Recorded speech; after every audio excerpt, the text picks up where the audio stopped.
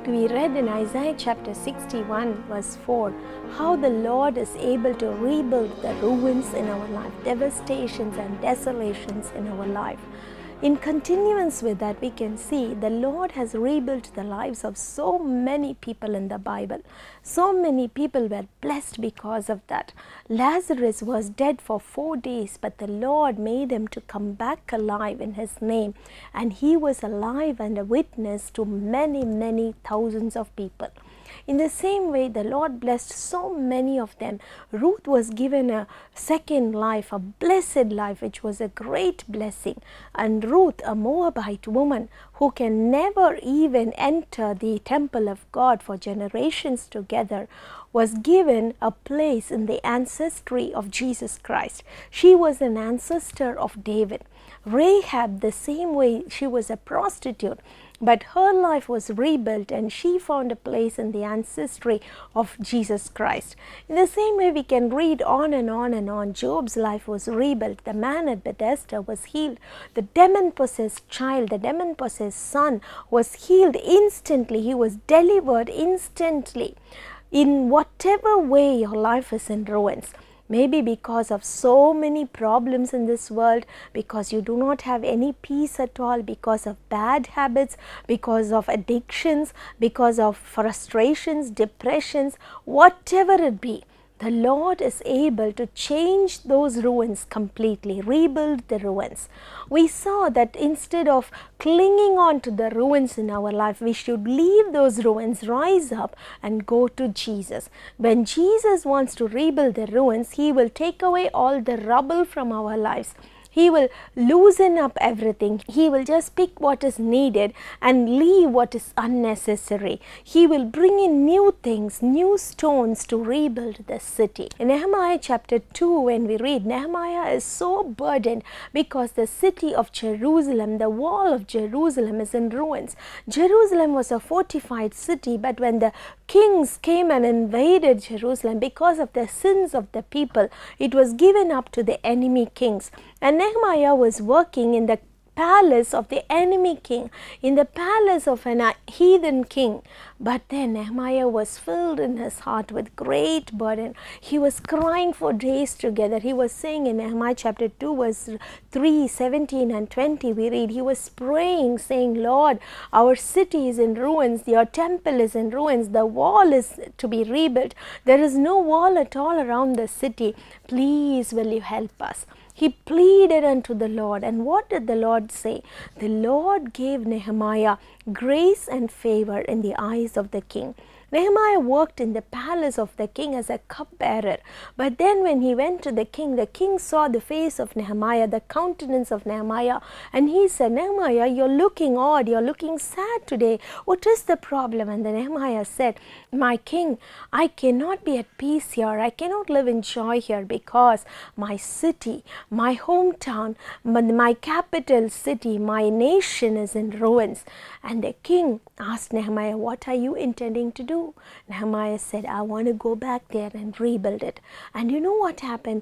The king gave him everything possible, all the help possible, manpower, wood, stones, everything. And he said, Nehemiah, go, take whoever you want and build the walls of the city. And Nehemiah went there and he says, because the Lord's hand is upon me, we his children will rebuild the wall of Jerusalem. We his children will come together and rebuild the city. That is the hope that we have in Jesus Christ our Lord. That is the hope we can cling on to. When we come unto him, he will certainly rebuild the ruins in our life. He says in Jeremiah chapter 30 verse 19, I will surely multiply them, I will not make them small. You will hear sounds of thanksgiving, voices of thanksgiving, songs of thanksgiving from them.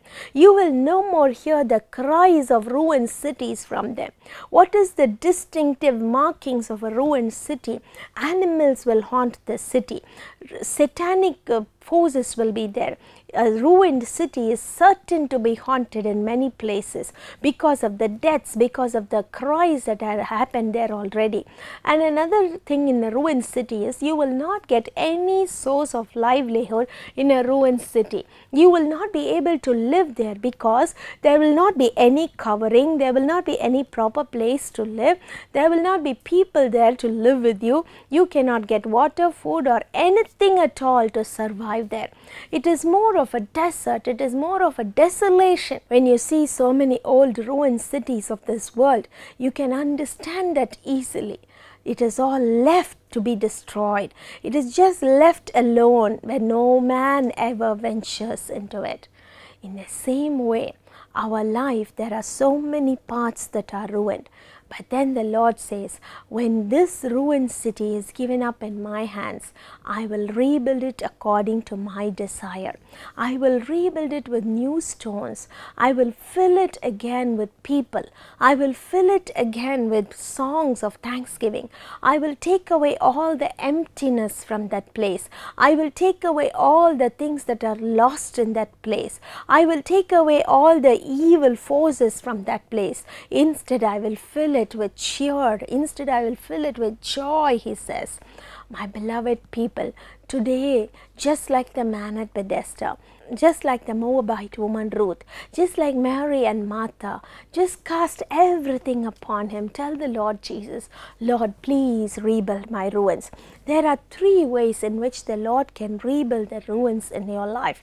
First, I asked you to commit yourself, and then there are three forces that help us to rebuild our lives. What is it? The first force is, in Jesus' name the ruins are rebuilt. Jesus' name is the most powerful name upon all the earth, the greatest name that we can ever serve, the name which has life in it, the name which cannot be destroyed. Jesus' name is the only name on earth on hearing which even the devil, even the satanic forces will tremble and will just be destroyed. When we read in Philippians chapter 2, we can see Jesus' name is the only name that is given the highest power on earth, because the Lord lowered himself more and more than any other human being, than any other person, and sacrificed himself on the cross. The Lord Almighty has given him a name that is greater than all the names of the earth. Every knee shall bow and every tongue shall confess that Jesus is the Lord. Because in Philippians, when we read chapter 2 verse 10 and 11, there the Bible says the name of Jesus is greater than all the names of the earth.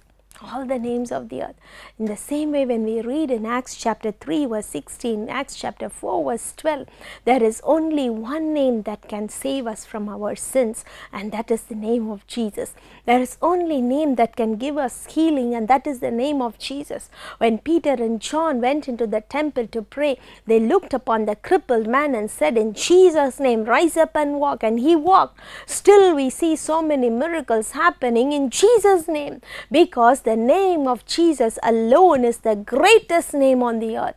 So if you are looking to rebuild the ruins of your life, don't go in search of magicians, don't go in search of so many other names. There are so many ways now to rebuild their lives. People look and search for so many things. So many people who use a Ouija board or whatever you call it to bring satanic forces to talk to you. So many people go to the graveyards and worship Satan himself. So many people attend satanic worship centers so that they say, I can have some power over my life. So many people look into magic. So many people look into sacrifices. So many people look into philosophical healings and deliverances. But Jesus' name can give you the deliverance that you need. If you are living your life in desolation, if your life is devastated, just call upon the name of Jesus. Tell him, Jesus, if you're really alive and if your name is greater than all other names, please come and revive my life, and he will revive you. He will rebuild you. Your life will no longer be the same.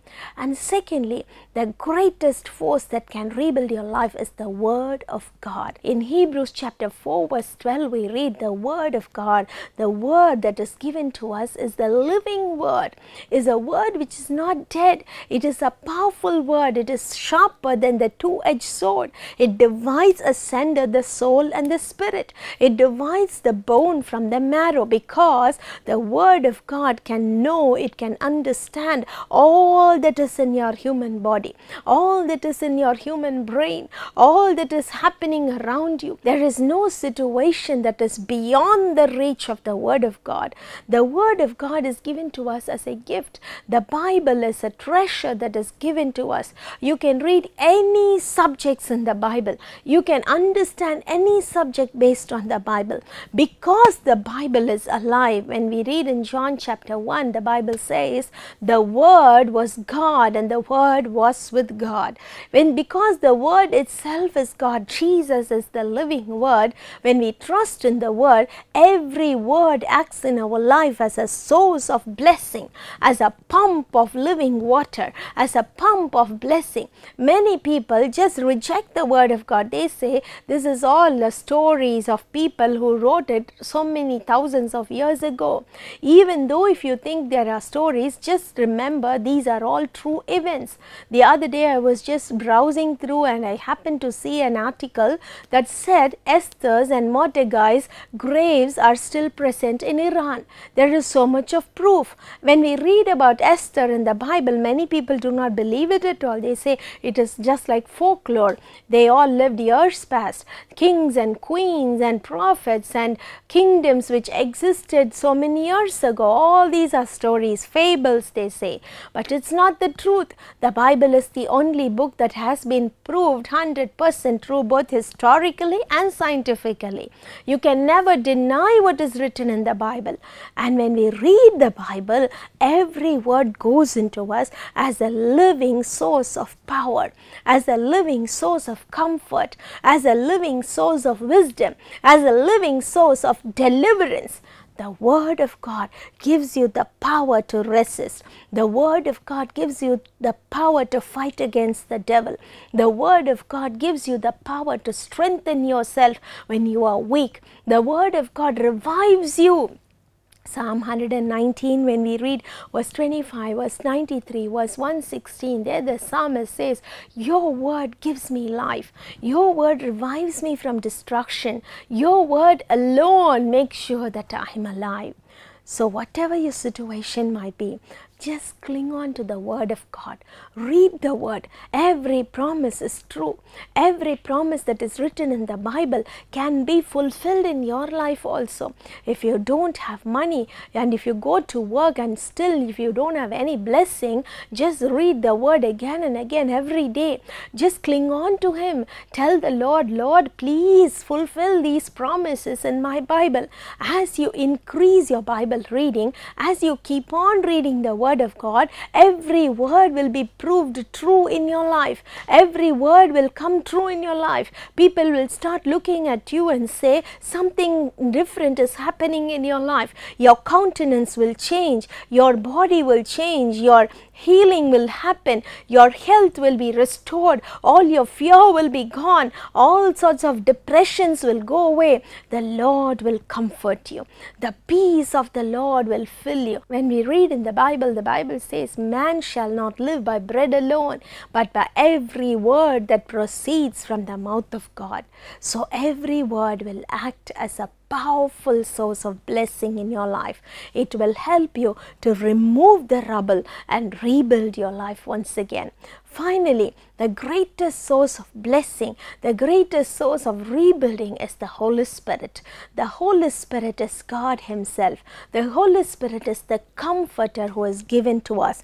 Many people restrict the role of the Holy Spirit. They say, okay, he's the comforter. He can only comfort me. He can only guide me. It's not like that. The Holy Spirit Spirit can do so many things. Since He is God Himself, He can do whatever God can do. He is God. You cannot separate Holy Spirit from God. Holy Spirit is God Himself. He is the Spirit that came down from God to dwell in us. So when the Holy Spirit is dwelling in us, Satan cannot overcome you with all sorts of ruins and desolations. Satan cannot quench your life in the middle. The life of disciples were like that. When Jesus died, they had no hope in them. Their life was ruined because 3.5 years they were following this rabbi around. But then this rabbi is dead and gone. He said he will come back to life, but there was no other hope in them. Though Jesus came back to life, though they saw Jesus alive once again, they cannot go out into the world and prove that Jesus is alive. Nobody would believe them. Everybody would say these people are creating a hoax, and they would murder them, they would punish them. But then what happened? The Bible says in Acts chapter 1 verse 8, the Holy Spirit came down upon them. The Lord Jesus told His disciples, wait in Jerusalem for the Holy Spirit to come down upon you. And when the Holy Spirit comes down upon you, you will be my witnesses, not only in Jerusalem and Judea and Samaria, but all over the world. All over the world. And what happened? The disciples tarried in Jerusalem. They prayed for the Holy Spirit to fill them, to anoint them. And then when the Holy Spirit filled them, they were used as mighty weapons. Mighty people, apostles who challenged the kingdoms, who challenged the kings, who were not afraid to speak the truth. Peter denied the Lord so many times, but when the Holy Spirit came upon him, he stood before 3,000 people and told them, you have killed the author of life. He had so much of conviction in him. The Holy Spirit turned his life around from being a coward, from being a man who betrayed his Lord, to being a leader, to being a person who would give his life gladly for the Master. That is the work of the Holy Spirit. Only the Holy Spirit can bring a pure transformation in your lives. When we read in Ezekiel chapter 37 verse 1 to 14, we can read beautifully about the incident where the Lord takes the prophet Ezekiel to the valley of dry bones. The prophet says, I see a valley of dry bones. The valley of dry bones, it has no hope at all of being renewed. Where will bones come alive? When we see bones, and that too dried up bones, we can just say these are all just bones left to be dried up and just to be powdered or just to be left in ruins. But then the Lord says, Son of man, prophesy to these bones.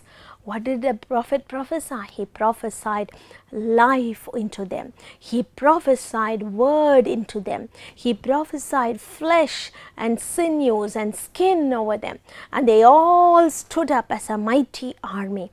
But there was no breath. There was no spirit in them. Then again the Lord said, Son of man, prophesy the Spirit in them. And when the Spirit came into them, all the valley of dried bones stood up as a mighty army. In Isaiah chapter 32 verse 15, in Isaiah chapter 35 fully we can read, when the Holy Spirit comes upon us, the desert will bloom. When the Holy Spirit comes upon us, the dry land will be made fertile. When the Holy Spirit comes upon us, all the things that were lost will be regained. When the Holy Spirit comes upon us, there will be springs of water in the desert. Every knee that is weak will be strengthened. Everything that is feeble and about to die will get life once again. The Holy Spirit has the power to revive you. The Holy Spirit has the power to rejuvenate your life. This Holy Spirit should be breathed into your life so that you can live once again. So that all the ruins in your life can be destroyed, can be taken away, can be removed totally. There should not be any trace of the ruins at all in your life. So ask the Lord for the Holy Spirit to fill you, to come into you. In Zechariah chapter 4 verse 6 we read, not by might nor by power, but by my Spirit. By my Spirit. This cannot be possible by man. This cannot be possible even if you go to so many doctors and so many psychological treatments. This is not possible by your own ability. This is possible only by the Word of God, only in Jesus' name, only by the power of the Holy Spirit. So give your life unto Him. Ask Him to transform you, and He will certainly make you into a new human being, into a new person. All the desolations, the devastations, the diseases, the financial burdens, the ruins, the frustrations, the addictions, everything will disappear, and there'll be new peace, there'll be new joy in your life. Your life will no longer be a desert. It will become a fruitful place once again. God bless you. The Lord Almighty, who has given us the powerful Word of God and the wonderful Holy Spirit, Lord, I pray today, as many people are praying with me, Lord, fill them with the power of the Holy Spirit. Give them the desire to read your Word and help them to rebuild the ruins in their lives. Lord Jesus, nothing is possible by our own ability. Nothing is possible by our own strength, Lord. Only you can do it. Only you can do it. The Holy Spirit who can pass through anything, the Holy Spirit who understands everything. Lord, pass through their lives, Lord. Pass through the deserts in their lives. Let the deserts in their lives bloom once again. Lord, please let them not look back at the desert and cry over it. Let them not lose hope over it. Lord, anoint them with the power of the Holy Spirit. Holy Spirit, descend upon them right now and strengthen the weak knees, strengthen the feeble hands, and let them stand up once more in their lives.